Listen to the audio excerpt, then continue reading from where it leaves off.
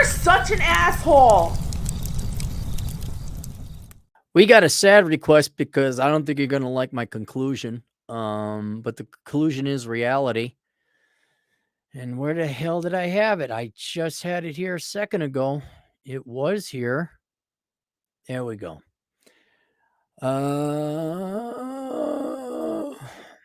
Aaron, writing to you to request a bit of help dealing with some emotional issues involving the current state of the world.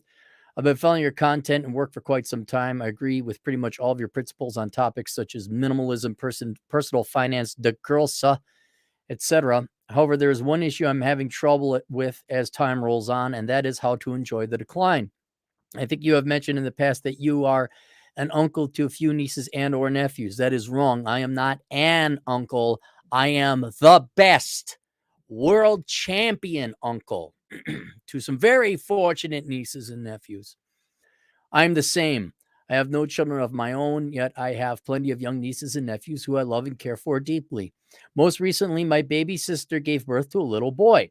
His father ran off on him within a few months, and my little sister has been carrying the load along with the help of my mother. I know a lot of people in this arena like to criticize single mothers, but I think we all know there's some pretty shitty men out there as well. You are right. And your sister is a whore. She's a dumbass whore. She did not vet. She had sex with a guy that she obviously did not vet, did not date or court line. She is also responsible. She is a child abuser. So is the dad, raising the child in a broken home. And you are going to spread the blame across both of them. Let's just get that right. Let's get that right off the bat right now. Let's establish that. Let us sever that idea that blood is thicker than water and your sister done fucked up. All right, good. Let's continue. As my little nephew gets older, I've been spending more and more time with him, running around the yard, digging for bugs, pointing out airplanes. Oh, they love the airplanes. They love the airplanes, man. You got to look at that. Oh, you count the planes. Playing with Hot Wheels and doing the fun stuff 3-year-old boys like doing. However, there lies the problem. As the days go by and we see society, culture, and the world as a whole crumble into more degeneracy and despair, I can't help but worry about the world he and many younger children we love and care are entering. Much like yourself, I enjoy traveling for long periods of time, and I eventually would love to live abroad, which unfortunately would mean moving away from the little guy. I really enjoy being a positive male role model for him, although he is only 3 and doesn't understand the world. I do my best to teach him right from wrong. In fact, I recently celebrated 40 days of sobriety. Congratulations. I know that's not much, but it's better than 0 days. That's not bad, man. What, month and 10 days? Dude, I remember when I was drinking, like if I went 2 weeks, I was like, wow, that's a pretty long time. He doesn't have any other men in his life, so I feel it's almost my duty as his only uncle to take on this role. Let's stop here. The sad fact is that it is not your duty because it is not your child. And if it hasn't happened, and it may not happen, your sister and mother may welcome your participation as a male role model, but there's going to be a disagreement on how the child is raised, however minor, because there's going to, and it's not a bad disagreement, just, no, he doesn't need any more coffee. No, he doesn't need any more cake. Now that you give a 3-year-old coffee, but there's going to be some kind of disagreement. And you are going to be reminded that you are not the father. You are not the parent. You are the uncle. That is not your child. And no matter how much boys need a male role model, which should be their father, if the father is not there, then all other male role models are they're vetoed. They are not a substitute. They're not a full substitute. You can help, but you are not a substitute. I don't think there is. No, I don't think there is no substitute for your father. None. So there can be male role models, but you are always secondary to the actual parents, whether the mother has possession or the father has. And ultimately, you have to abide by that, that rule. So talk about responsibility authority, because the two come in end. If it's your duty, that means it would be your responsibility, right? This is your responsibility to help raise this child. Well, then you should have authority over how this child is raised. And given that your sister, I don't know if I mentioned this before, your sister's a whore. Okay. Don't know if I mentioned that. She's dumb. Forgot where I was going with that. I just so contemptful of your sister. Like, oh, just happened. Now we have another innocent kid. It doesn't matter how bad a decision she has made. You are the uncle, and it is that's what is a responsibility. You cannot be responsible for this kid because you do not have authority over this kid, because ultimately in the end your sister is not going to let you do that. I'm just going to guess. Right? Also, factually speaking, forget power dynamics and authority and responsibility. You have no authority over this kid and therefore you're not responsible. This ain't your kid. And one of the hardest things that because I've gone through this before. One of the hardest things, I guess, now I think about it, that I went through, and it wasn't the hardest thing, but it really did suck. It hurt a little bit, was realizing that it's not, it's not my kid, it's my niece, my nephew, or anything like that. It's that in the end, I don't have any say over this kid. I have influence, I can recommend. But at the end of the day, not only is it not your kid and therefore not your responsibility, there's one thing you're forgetting. This kid's going to grow up to be an adult and make their own decisions. A lot of those times the decisions are going to be poor. Even if you had your sister, your family, and you and everyone else saying, do this thing, and the kids are still going to rebel and do whatever it is. There is a third brain, a third human being, a sentient entity involved here. And once I started realizing, like, okay, kids are not going to do what you recommend. Sometimes kids are going to completely ignore what you say. But also, kids are just going to become teenagers. And this fun, idyllic world you have where you got the little nieces and the nephews and they're running around and they're playing and they're eating ice cream and they're swinging off the jungle gym and they're feeding fish. And they can't believe that you're going to get them another ice cream cone because there's a limitless number of ice cream cones Uncle Aaron will buy. My wallet will outlast their stomachs. I've seen them have 2 full Sundays and they don't want anymore. But I hate to say it, for no reasons, for the dynamics of who the parent is and are you a male role model, they're going to get bored of you. They're going to turn into teenagers, especially the girls, the teenagers. They still like you, I'm sure. Oh, yeah. But they're going to run off and they're going to get more excited about the tablet or boys or girls, depending on who they are. And the fun times, the little toddler times where everything is wonderful and exciting, that's pretty much over. I remember talking to Glorious Carl because his son is like the best son ever. Like, I said, how the hell did you raise your son? And Carl, he said, there's genetics and things outside of my control, and I was lucky in God. And he says, but I remember what was it, a psychologist or somebody telling him, you got 5 years. You got 5 years, and if you don't invest in those first 5 years, you've lost them forever. And so all you can do as an uncle is be there for those 5 years. And then obviously, it's not like they're 5 and they're like grumpy reading Teen Vogue magazine or something like that. But that's critical. So you're there. And then you are there from 5 to about 13 or whatever, and they find out that you're not cool anymore and they'd rather be on the social media or something like that. Right? And after that, you got to let go and realize that they're going to go their own way. These are not your kids. You can't say, you must come home at this time for dinner. There's none of that. You're not the father. And they will be human beings with their own choice. And sometimes they're just going to choose not to hang out with you. And I know that's not necessarily the specifics of your question, where it's like, well, you're more worried about the real world. But they may not make the right decisions going forward. They may major in something stupid. They may start subscribing to politics or religion. I don't mean spiritual religion. I mean political religions, like feminism or Marxism or their pronouns, or, maybe I'm not a boy or a girl or whatever, but that's out of your control. And what kind of hurt is watching someone you care about ruin their life or lessen their life by completely ignoring what you said. And so what I'm trying to do is protect you and make you realize all you could do is influence them for the time you got them. And after that, it's out of your hands. And I am, for example, right now, I am fully prepared for my nieces and nephews to completely ruin their lives. I would like to not see that. I would like them, listen to Uncle Aaron, do the things and the stuff.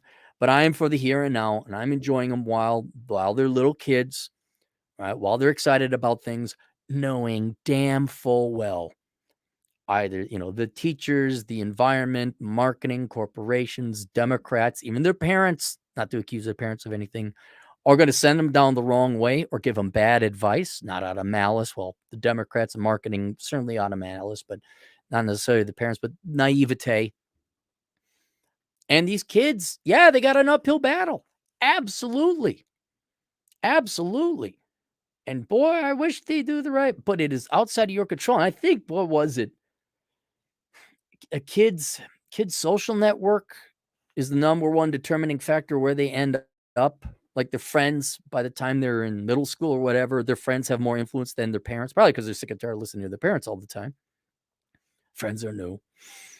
You're even behind that. You're like third place, probably fourth when you factor in hormones and social media and everything.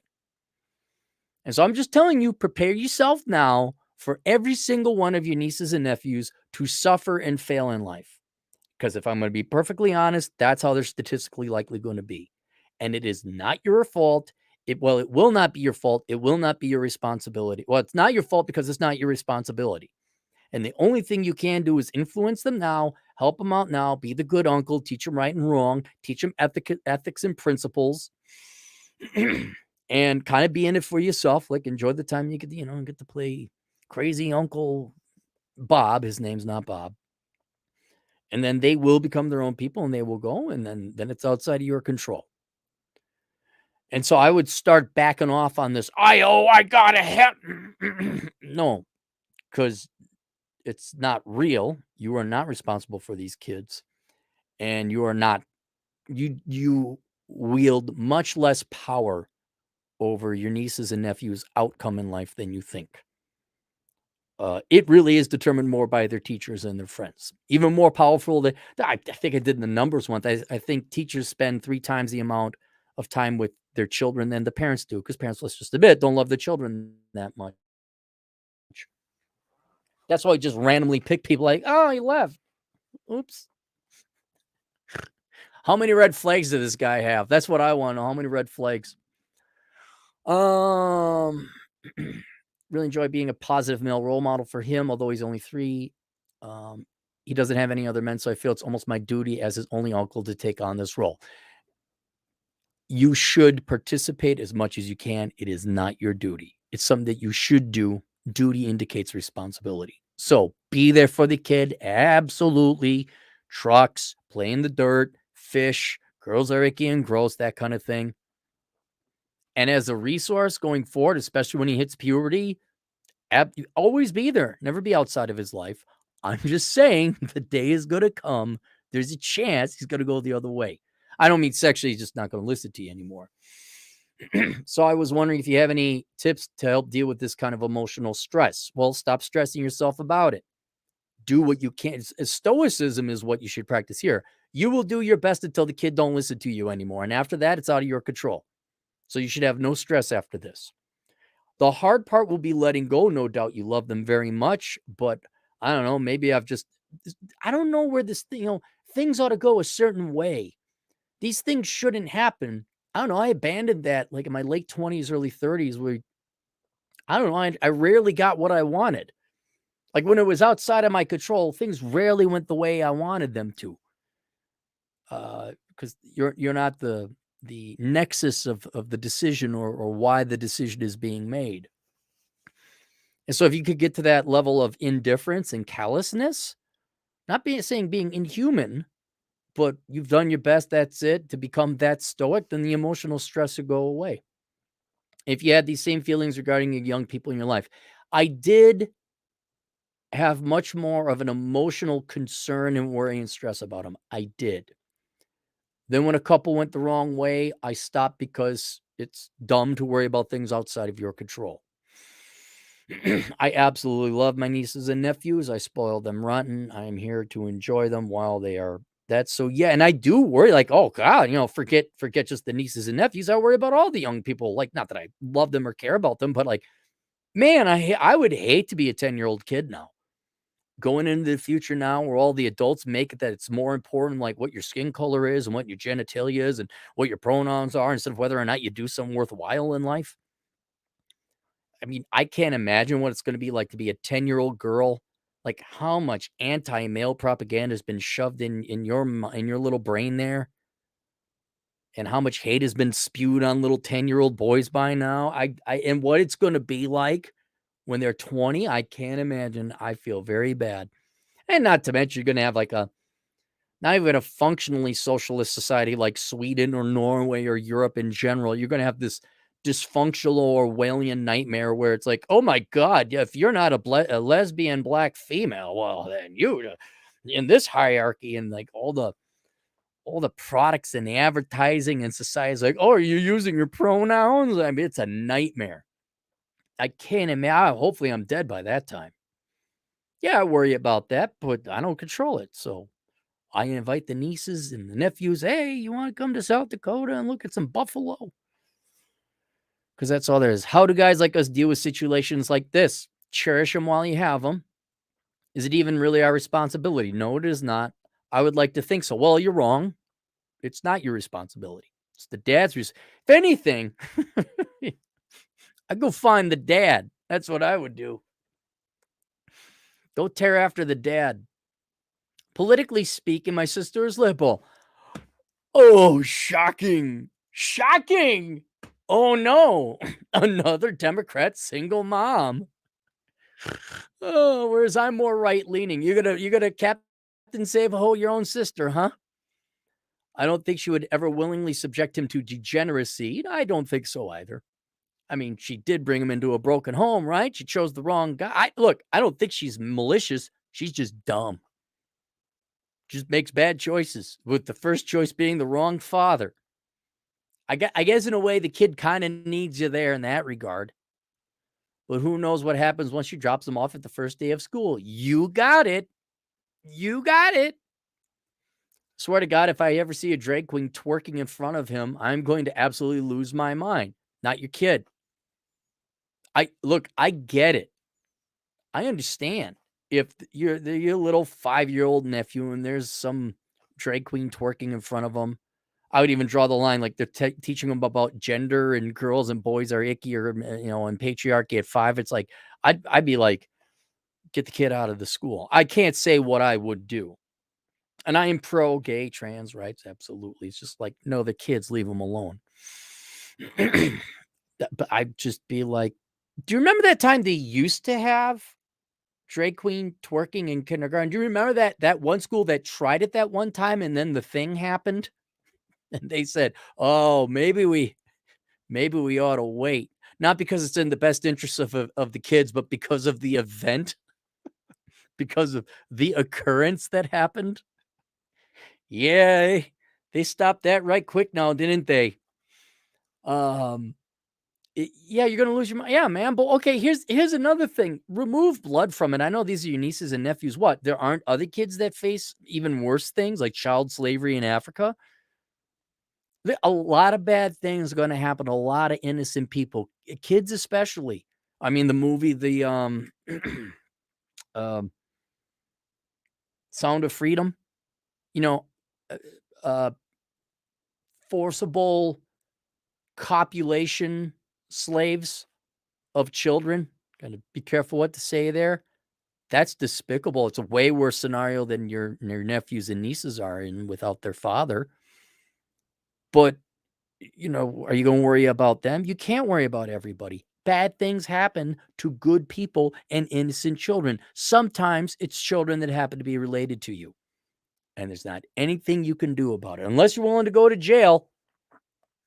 Like really, what in the olden days in El Patriarchy, you and your other brothers or siblings would have found the guy.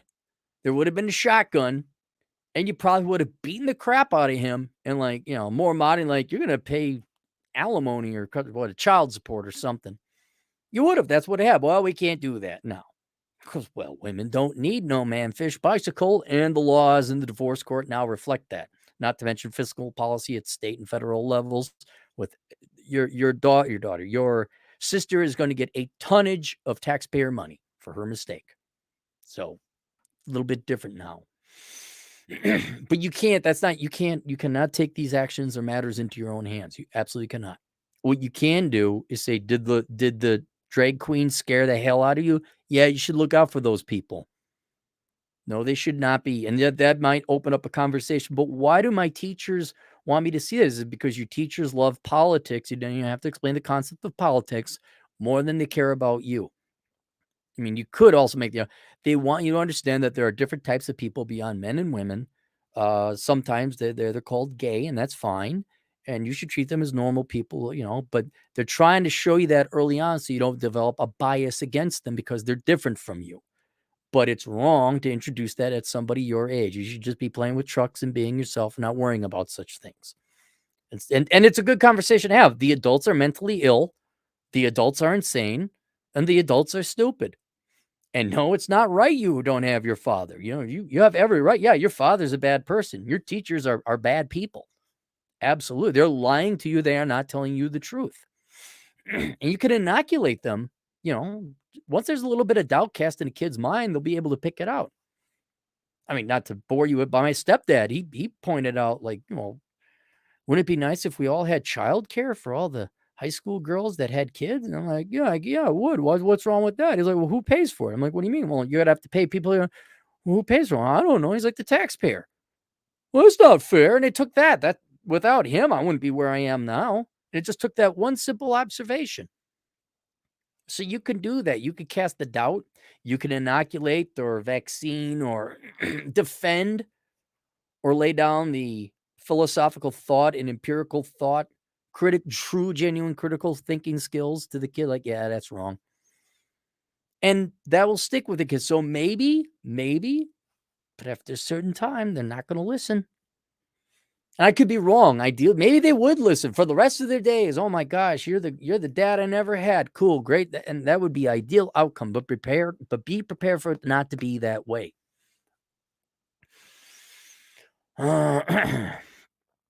And please don't visit when it's drag queen story hour. You'll do more good out of jail than in. What are the boundaries we as fatherless men have when dealing with our nieces and nephews? Well, a lot. They're not your kids. You can influence them. Oh, dude. Now, one thing. Let me show you. We got maybe a little more power than you think. That's your sister. I don't know about your siblings, but my siblings and I always fought and told each other to shut the fuck up. Even on important things. You really ought to do that. Shut the fuck up. That's my kid. Bite me. I mean, don't you have that complete disrespect and sibling rivalry with each other? Yeah, that's too bad. I'm going to tell them about this. You can eat a bag of dicks. So, like, you could just completely be a regular old brother to your sister. Like, oh, it's too bad you're a Democrat. I'm going to teach him to be a Republican or a Libertarian. I'm going to teach him about the central banking. Don't you dare. No, I am. I'm going to teach him about the Federal Reserve. So you have this position where it's like mom square. Mom has to be responsible and reliable. And you get to be fun. You get to tell mom no. One of the greatest things I ever saw was when my grandpa wanted to know if we wanted ice cream. Of course we wanted ice cream. Yeah, we want ice cream. My dad's like, no, they don't need ice cream. Looks at me and says, shut up.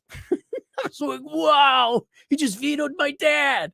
You get to do that. Like, shut up. I'm like, no, you get an ice cream. No, here's a book by Thomas Sowell. Here's Basic Economics. I know your mommy teaches us shoving marks up your ass, but here's some real economics. So you got that, and you can always provide an alternative explanation of what they got going on. But the final say is her legally. And ultimately, the final say isn't even her. It's going to be your nieces and nephews, of which you can influence in this short time you have with them. Do we have a say in how they are raised if they don't have fathers in their lives? No, you don't. Now, if your sister comes up to you and says, I really need you to do, it's like, good. Well, if you want me to have that responsibility, whatever, babysit the kid, help out with finances, especially if they ask for money. You say, we're doing this with the kid. Those are my terms. You want my responsibility in the form of money or my time or taking care of the kid or whatever, then I get to tell the kid about the wonders of libertarianism. I get to tell the kid that pronouns are for worthless people who have nothing else going on in their lives and you shouldn't use them. You have authority. Like if she needs you, say, okay, well then I get to do this with the kid. Or you want me to do that, you're gonna knock it off with, like, well, you can be whatever you want to be. Like, no, you're gonna wait till the kid's 13 or 12, whenever boys hit puberty nowadays, and let them decide then. But you're not gonna do any of this politics before the age of 12 or 13. So if they need help from you, okay, well then I have some requirements. Do we have a say in how they are raised? If they no, you don't. But ultimately, you do not. I appreciate you taking the time to read and respond. Any further question you have, I'm happy to answer. What else? Yeah, there's a picture of you with the little boy. Look at him. Look at him. Oh boy, he's happy. Look at him. Yeah. Uh.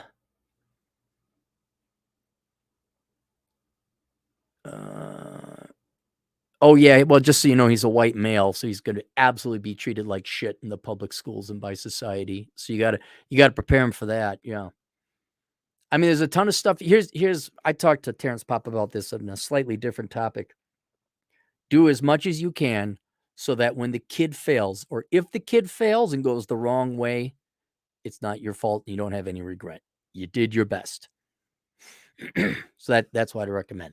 Anyway, so now, just so you know, one final thing I will say about this, and there's a little bit of hope.